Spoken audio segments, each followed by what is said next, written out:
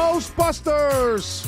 Halloween music all night long. Happy trick-or-treating to all you kids out there and adults who are trick-or-treating. Guys, be safe, dress warmly, and have a wonderful time out and about. Trick-or-treating is a whole bunch of fun. I remember being a young kid, and we used to get in our costumes, and my mom would take us around, and everyone would walk around. And this is back in the day when mom had to go through all the candy that was unwrapped. She would toss away the candy that wasn't wrapped. If it wasn't in a wrapper, she'd throw it away. It's kind of times. We may still be in those times. I don't know. But I know when we used to go around, she'd take all the candy that wasn't wrapped up, little gums and things like that, and she'd throw it away. And only took the candy, gave us the candy. Then we'd split. We'd all sit down in a little circle and pour out our bags of candy. And if you got candy you didn't like, you traded it for another candy from your cousin who you're with or your friends. You remember that? Do you remember that? What a wonderful time in our lives. To go around and collect candy and trade the candies you don't like and someone else may like. Like I'm a chocolate guy. I don't like the sweet and sours. I don't like the candies. I like the chocolate. So I would get all the chocolate. I would trade for the chocolate.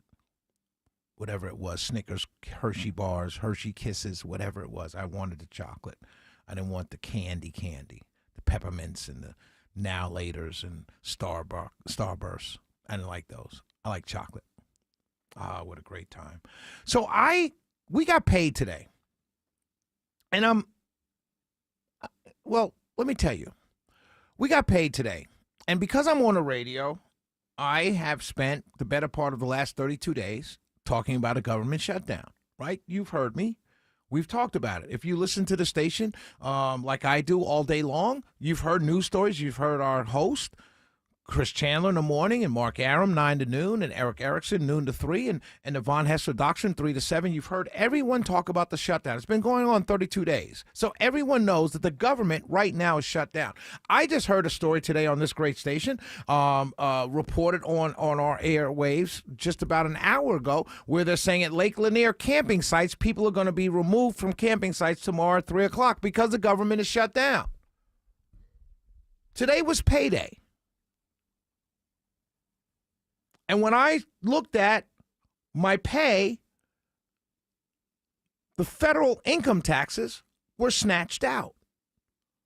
And I thought to myself, wait a minute, what am I paying for over the last 32 days? I've been paid twice in the last 32 days, and both times the federal government took their money from me. Now, their money that they take from me, I'm okay with it because it's to fund the things that I need paid for by the federal government. But if you're not open, why are you taking my money?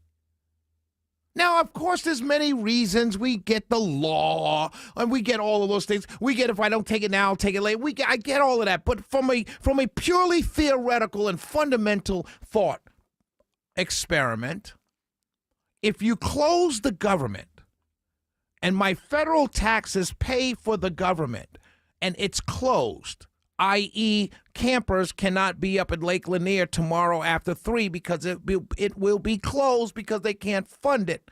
Why are you still taking my money? It's purely theoretical, and it's about the principle. You're not doing anything right now. I'm not getting the full value of my tax dollar right now. I'm not getting the services rendered to me or due to me in many ways because you're shut down. Why do you need to take my money from me? As the caller said earlier, there are 3 million workers not being paid right now that work for the federal government. They're not being paid. What are you taking my money for if it's not going to pay them? Well, yes, I understand they're going to get paid back the money. But the theory, the principle, is if you're not paying people and the government is shut down, parks are closed, I can't do some of the things that I want to do because you've shut the government down, why do you need to take my money?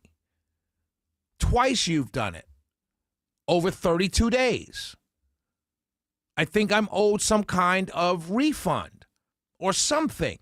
Let me tell you why. I just got a text I have AT&T. AT&T is my carrier for my cell phone. They're also my internet provider at the house.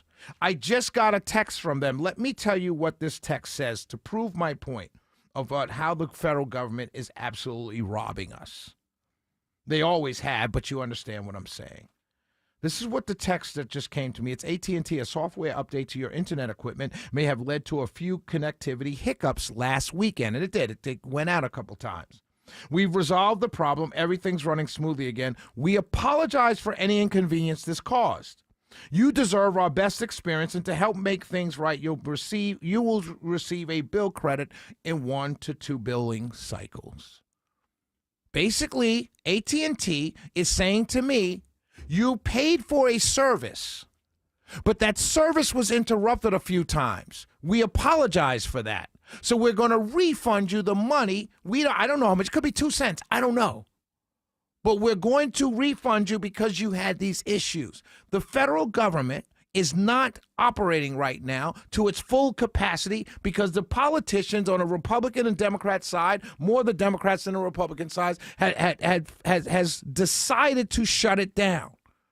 Yet they still extracted their money from my paycheck, even though I'm not getting anything that I'm supposed to be paying for. And one of the most important things I'm supposed to be paying for with my federal tax dollars is paying for other people to work for the federal government, and they're not getting paid. And everybody just keeps allowing it to happen. So Shelley went to show. We'll be right back.